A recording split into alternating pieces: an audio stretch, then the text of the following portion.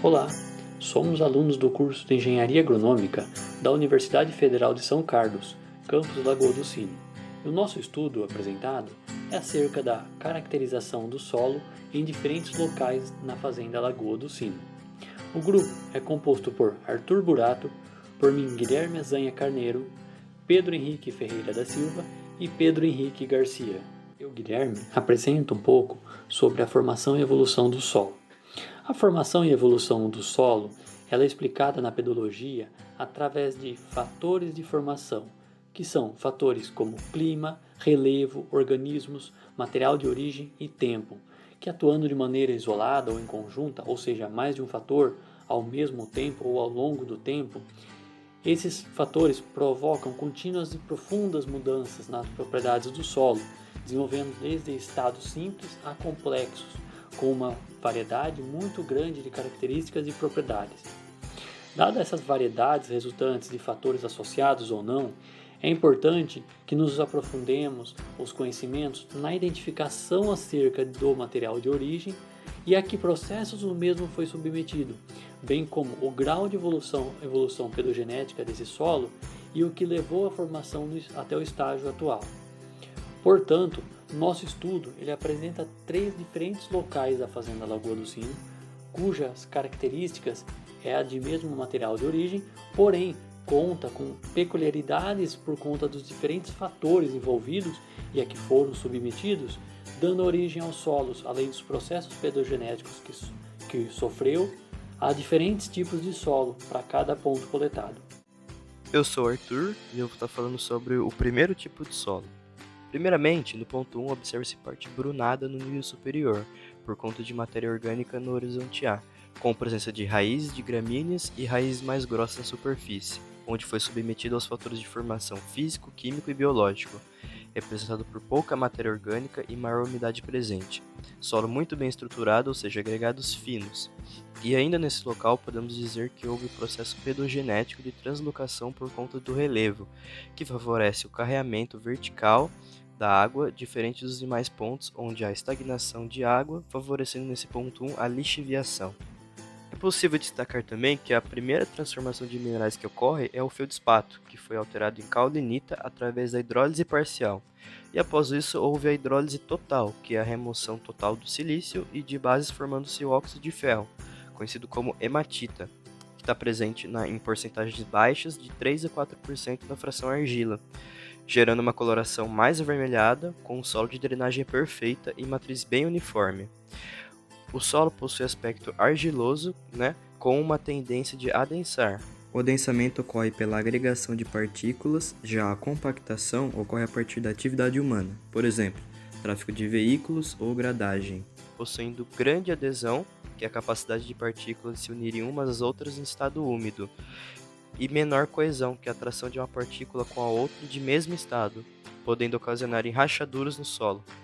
Outra característica é o solo caracterizado por ser quimicamente alterado, ou seja, é uma grande evolução pedogenética e é possível inferir que nesse solo possui cerca de 2 metros de trincheira por não ser notado a presença de rocha, consequentemente menor quantidade de nutrientes disponíveis para a planta.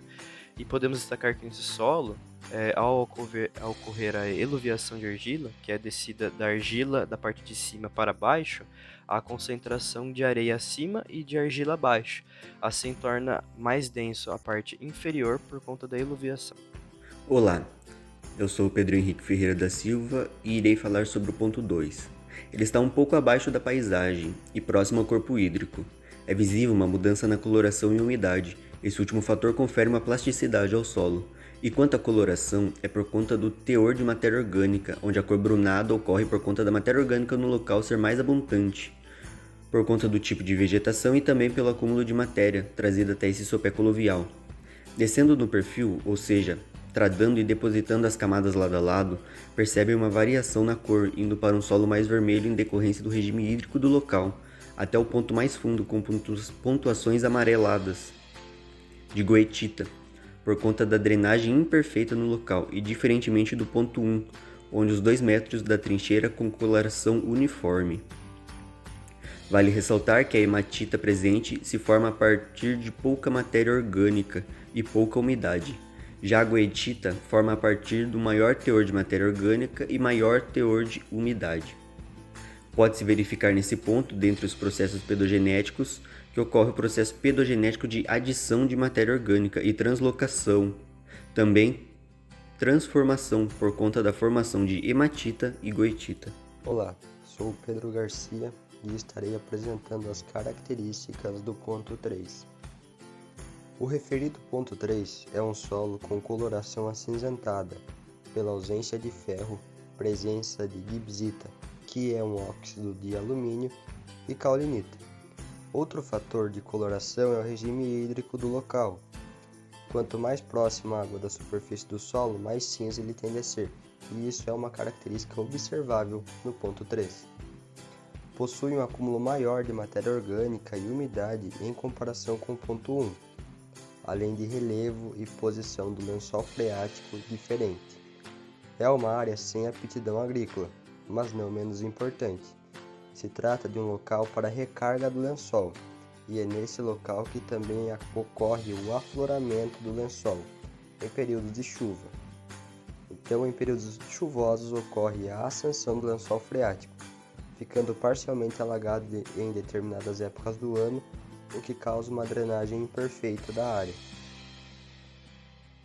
Acontece que após vários ciclos de subida e descida do lençol freático, ou períodos de cheia e seca, o ferro presente no solo é reduzido para ferro 2+, e cai na solução do solo até que toda a hematita presente se desfaça por completo em decorrência da saturação por água no perfil.